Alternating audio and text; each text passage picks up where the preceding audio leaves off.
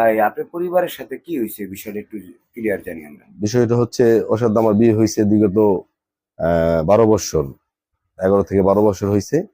তো ও মোটামুটি ভালোই ছিল। হ্যাঁ, এই 3-4 বছর হয়েছে ঢাকা আসছে। ঢাকা আসার আগে মোটামুটি ভালোই ছিল, কোনো সমস্যা হয় নাই। ঢাকা আসার পরে ও হঠাৎ করে যুগ করছে বিদেশ যাইবে। বিদেশ যাবে, আমরা যেই দিই নেই। বিদেশ কি কারণে যাবে? বিদেশ যাবে ওনার এই এই- এই গরিবী হাল ভালো লাগে না, ওনার বড় লোক হইতে হইব বা ভালো একটা অবস্থা যাইতে হইব, সেই কারণে উনি বিদেশ যাবে। তো আমার শাশুড়িও তখন বুঝাইলো যে বাবা ওরে এক কাজ করো, টাকা নিয়ে আসো, আমরা টাকা নিয়ে ওরে একটা ব্যবস্থা করে দিই, দেখি কি কি চায়। আমার ছেলে দুইটা দুইটা ছেলে, একটা আলিম আর একজনের নাম আল ইসলাম। ওরা অনেক ছোট ছিল, সেই কারণে ওর মা বুঝাইছে, আমি বুঝাইছি তোমার বিদেশ যাওয়া লাগবে না। বিদেশ যাবে কি কি কারণে পরবর্তীতে আমরা জানতে পারছি। আমার কাছে এভিডেন্স আছে, ভিডিও আছে, যে ওর এক আঙ্কেল আছে, আঙ্কেলের সাথে আমার সামনে কথা বলতো, আগে পিছে কথা বলতো। সেই আঙ্কেল মাঝে মাঝে আমাকে ফোন দিত, যে আমি জানতাম আঙ্কেল, যে আঙ্কেল হঠাৎ করে প্রেমিকের রূপান্তর হইলো, এটা আমরা জানতাম না। ওর যখন জানতে পারলাম তখন ওনারা ওনারা একটা ইয়ে মধ্যে গেল। হুম।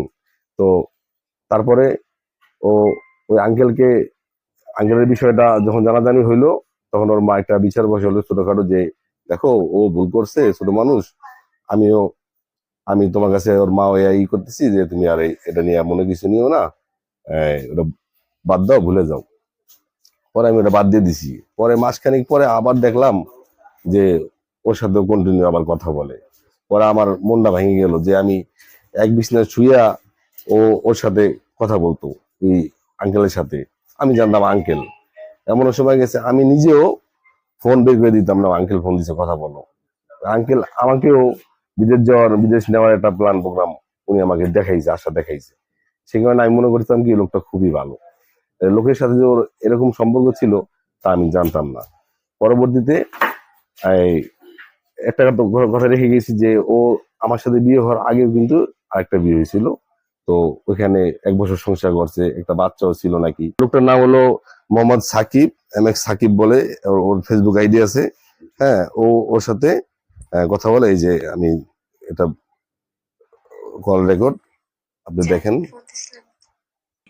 ওকে মাসে মাসে খরচ টাকা পাঠাইতো ওই আঙ্কেল। এই যে গাড়ি চালাইতেছিলাম, পার্টনার ছিল সাথে, এই যে গাড়ি থেকে নামলাম মাত্র। হ্যাঁ,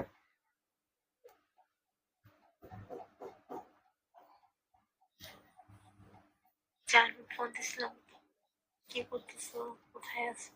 হ্যাঁ, যে মারধর করছে, হ্যাঁ। চোখে দাগ দেখা যাইতেছে, দর্শক দেখতেছেন এই যে চোখে দাগ, ওনার এই চোখের যেই চোখটার ভিতরে যে আমার এইগুলো এই যে আপনাকে যে মারধর করছে, এই মারধর করলো কারা?